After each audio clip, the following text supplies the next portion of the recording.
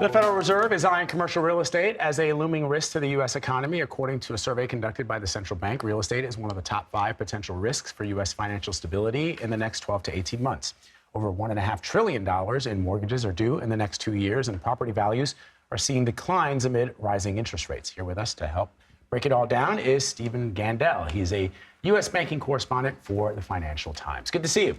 Nice to see you again. So, what is the problem for people who are just sort of wondering, how is this going to affect the economy? Explain.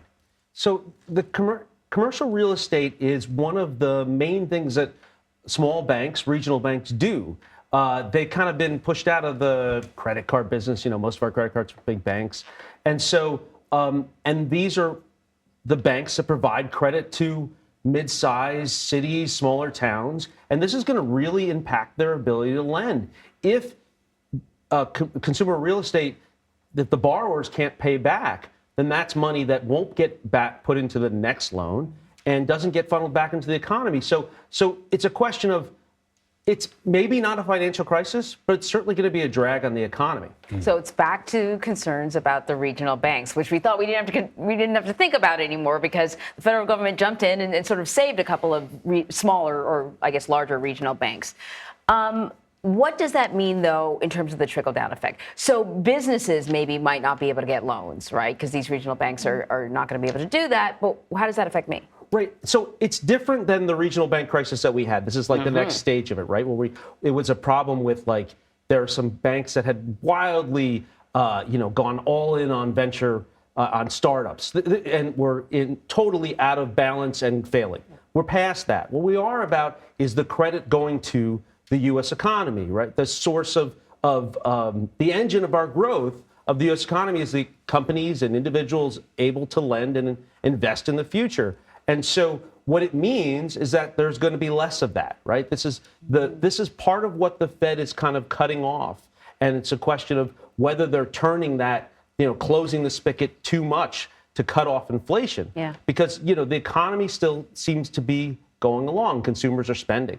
But this is the lingering effects of the Fed turning off of the spigot of credit, and also the rebalance that we've had to have since the pandemic, that people aren't going back to the office, and some of these office properties in particular, but also retailers, they're not worth as much as, those properties are not worth as much as they were. And as we rebalance, that's credit coming out of the system and slowing the economy. But so rebalancing sounds really, really nice. I mean, is there a concern that what we'll start to see is many businesses defaulting on their loans on these commercial properties?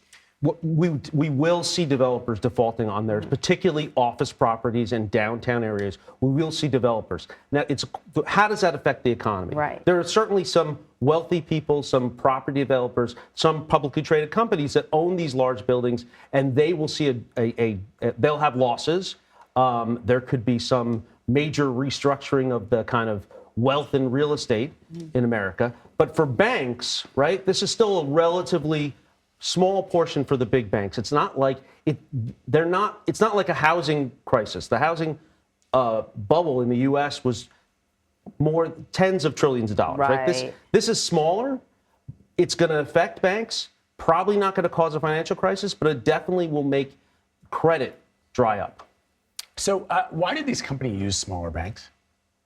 It's just been traditional that this is a business that the smaller banks have done. Commercial real estate is one of the areas where it's a little bit riskier. Some of the large banks who have gobbled up the credit card business and gobbled up auto loans and stuff like that, they've kind of wanted to stay out of commercial real estate. And I heard businesses sort of liked also these regional banks because they're just a little more personable, more personal. The customer service was better. Well, also they knew the economy, the economy of those local cities. They knew a little better, and so they were willing to give better rates to the developers, again, on these kind of, we'll consider a little bit riskier loans, especially when we're talking about construction loans, right? When the building's not done yet, and it's based on some kind of revenue that when the people get in the building, it'll produce. So regional banks there's one area that they've been able to maintain. And the problem is that's the area that we see it could be the biggest problem going forward. Best and worst case scenario? Best case scenario is the economy moderates slightly, doesn't go into recession, and inflation comes down, which is already coming down, Right. and interest rates will come down. A lot of these loans, some of these loans, the most problem loans are floating interest rate. So as interest rates come down, that'll help out.